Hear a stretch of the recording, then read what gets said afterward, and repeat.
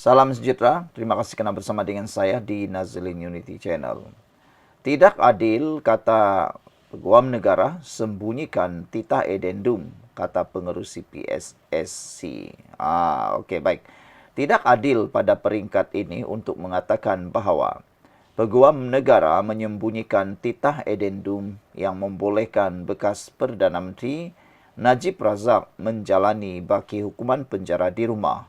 Kata pengerusi jawatan kuasa, pilihan khas hak asasi manusia, pilihan raya dan reformasi institusi parlimen William Leong.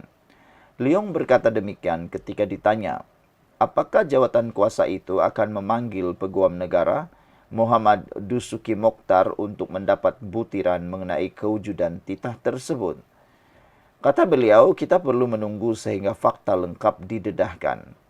Proses untuk pelepasan atau pengecualian keistimewaan dan atau penyaklasifikasian keperluan kerahasiaan harus dibenarkan diteruskan supaya fakta penuh dapat diketahui sebelum sebarang kesimpulan dibuat, katanya kepada Malaysia Kini hari ini.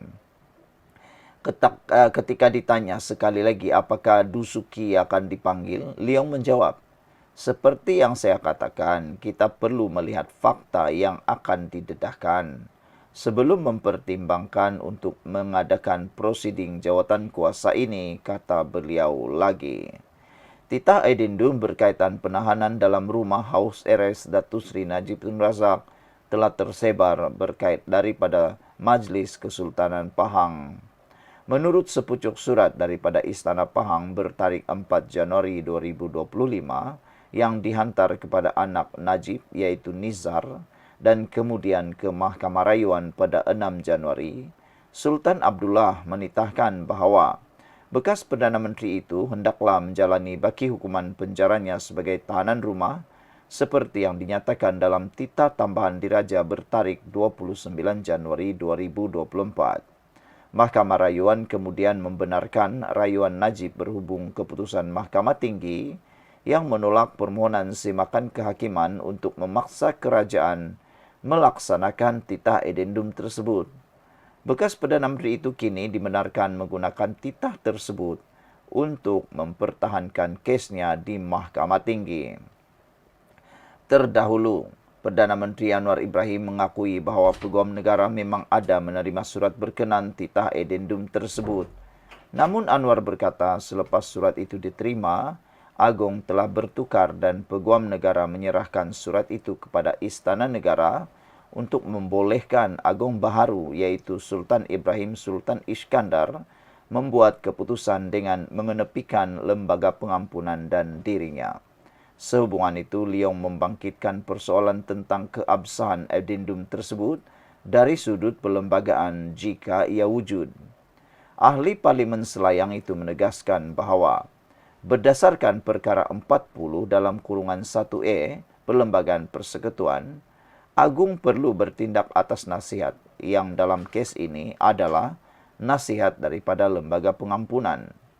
Tambahan pula, perkara ini sedang dibicarakan di mahkamah dan isu-isu berkaitan sedang dipertimbangkan oleh mahkamah. Hormatilah prosiding mahkamah. Semua ini adalah isu yang sangat menarik dan mendebarkan.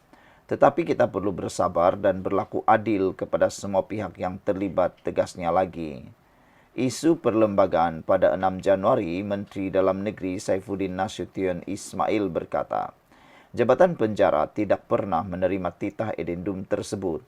Dia menegaskan bahawa jabatan itu hanya menerima arahan mengenai pengurangan hukuman terhadap bekas Perdana Menteri Najib Tun Razak. Saudara-saudara sekalian, apa pula pendapat anda untuk isu kali ini tentang itu? Pada 6 Januari itu, Menteri Dalam Negeri telah menegaskan bahawa Jabatan Penjara tidak pernah menerima titah edendum tersebut. Dia juga menegaskan bahawa jabatan itu hanya menerima arahan mengenai pengurangan hukuman terhadap bekas Perdana Menteri itu.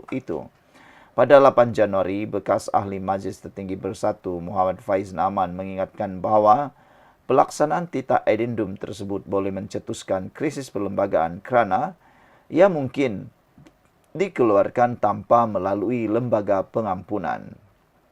Muhammad Faiz berkata, ia akan mencipta duluan di mana seorang banduan elit atau istimewa diberi layanan khas dalam pengurangan hukuman mereka. Dengan titah dikeluarkan oleh pihak istana tanpa melibatkan lembaga pengampunan dan peruntukan perlembagaan yang ada.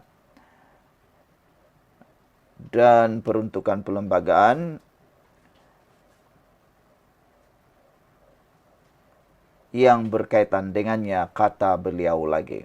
Jadi saudara-saudara sekalian, yang paling bahaya di dalam hal ini ialah apabila bekas ahli majlis tertinggi bersatu Muhammad Faiz Naman menyatakan bahwa pelaksanaan titah edendum tersebut boleh mencetuskan krisis perlembagaan kerana ia mungkin dikeluarkan tanpa melalui lembaga pengampunan. Muhammad Faiz berkata ini akan mencipta duluan di mana seorang banduan elit atau istimewa diberi layanan khas dalam pengurangan itu. Sekian dulu untuk kali ini. Jangan lupa tinggalkan komen Anda. Salam sejahtera. Pendedahan Anwar Ibrahim semalam berkait dengan titah edendum membuatkan ramai orang memohon, meminta, merayu supaya Anwar Ibrahim ambil tindakan undang-undang. Saman semua orang yang menuduh beliau dan kerajaan menyorokkan titah edendum. Terbukti sekarang bahawa Anwar Ibrahim tidak pernah menyorokkan titah edendum itu. Anwar Ibrahim bukan tak nak mengakui kewujudan titah edendum itu, tetapi ianya masih dalam kes mahkamah. Itu tidak adalah unsur prejudis. Tidak boleh subjudis kerana kalau Anwar Ibrahim memberikan kenyataan berkait dengan titah edendum itu akan mengganggu proses penghakiman di mahkamah. Itu sebabnya Anwar Ibrahim tidak memberikan apa-apa kenyataan berkait dengan titah edendum di mana-mana tempat. Ini adalah sikap yang terpuji, bukan campur tangan dalam kes mahkamah. Selain daripada itu, Anwar Ibrahim sudah menyatakan semalam bahawa titah edendum itu tidak pernah disorok, tapi ini yang berlaku, yaitu titah edendum itu diserahkan terus kepada Peguam Negara dan Peguam Negara serahkan kepada Yang di-Pertuan Agong kerana lembaga pengampunan pada waktu itu mendapat ahli baru apabila Yang di-Pertuan Agong lama digantikan oleh Yang di-Pertuan Agong yang baru, yaitu Sultan Ibrahim. Apabila Agong yang baru mendapat ataupun menaiki takhta, maka baginda adalah pengerusi kepada lembaga pengampunan itu.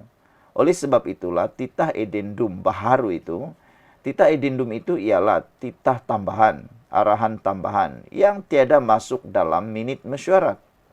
Ianya adalah hanya tambahan, titah tambahan ke bawah Duli Yang Maha Mulia Yang di-Pertuan Agong yang ke-16. Jadi oleh kerana itu ialah titah tambahan, maka ianya mesti melalui lembaga pengampunan terlebih dahulu. Dan apabila Agong yang baru dilantik, baginda patut menerima surat surat titah edendum itu. Itu sebabnya Anwar Ibrahim kata Peguam Negara dapat titah itu dan akhirnya serah kepada Yang di-Pertuan Agong.